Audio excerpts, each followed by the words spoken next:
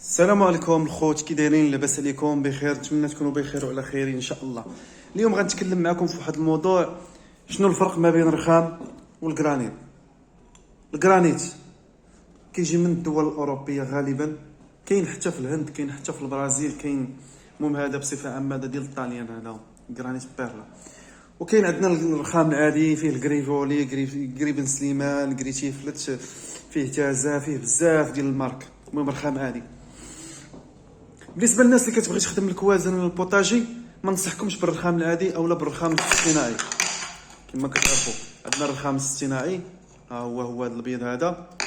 عندنا رخام وعندنا الجرانيت. نبداو بالجرانيت على بركه الله.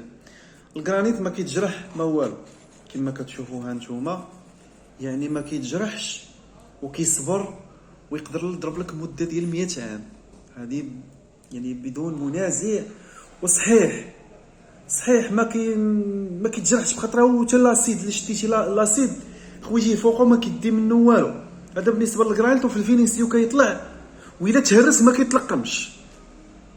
يعني ردوا البال من هذه المساله هذه. الجرانيت الا تهرس ويتسودا زعما ونبغي ندوزو لك مثلا نركبوك في كوزينه في الدرجه ما كيطلعش، سبحان الله. وعندنا الجريفيولي هو الرخام هذا ديال البلاد. هذا الطرف هذا كما كتشوفوا، هذا راه شونتي وحاطو عندي في المحل. فما كيجي شي كليان تيبغي يخدم بوطاجي ولا شي حاجه، تيبغي مسكين يخدم على قد الحال، يقول لك شي حاجه رخيصه شويه ونقضيو بها وكننصحو. ولكن على حسب الكليان، كنشوف الكليان الا كاين كليان اللي كاين الكليان اللي كيبغي يتشطر، وكاين الكليان اللي كيتمشى على قد الحال. هادشي اللي كاين. بالنسبه للفيولي راه ما كيصلحش، الرخام العادي ما كيصلحش. الرخام العادي راه كيتجرح. ها نتوما راه ما كيصلحش البوطاجي الاخوان. ها نتوما راه ما كيصلحش بصفه عامه. هذا الا كان شي دروج مثلا، بغيت ندير الدروج ماشي مشكل. الدروج علاش؟ الدروج انا غير كنتمشى فيهم. الدروج غير كنتمشى فيهم، ما كنشقى عليهم، ما كنخدم عليهم، ما حتى شي حاجه. هذا بالنسبه للفيول. بالنسبه للرخام الصناعي، كاين بزاف ديال الناس اللي كيعجبهم المنظر وكيعجبهم الديكور، ولكن في نفس الوقت راه ما كيعرفش راسو فين كيحط رجلو 100%. هذا الرخام هذا راه مصنوع من واحد الماده ديال البوليستير.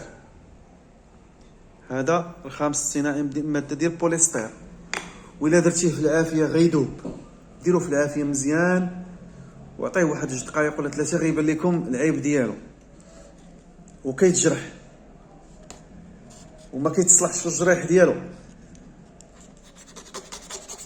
دابا هو الجرح ما كيبانش مع البيوضيه ومع الضو ديال الاصطناعي، ما كيبانش. هانتوما كما كتشوفوه، عفوا، ها هو راه كيتجرح. شتوه؟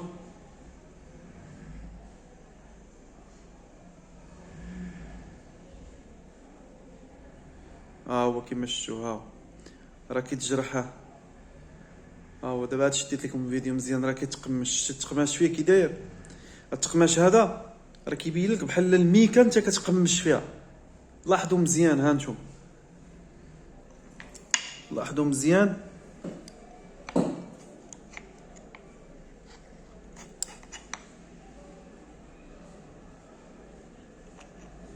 المهم راه كيتجرح بصفه عامه، راه كيتجرح شويه. الكاميرا عندي ما زوماتش ليا مزيان. المهم ما عليناش. هادشي اللي كاين الخوت، واللي شاف الفيديو ما ينساش يدير لنا ابوني وبارطاجيو باش الناس تستافد وتعرفوا. مرحبا بالجميع ان شاء الله.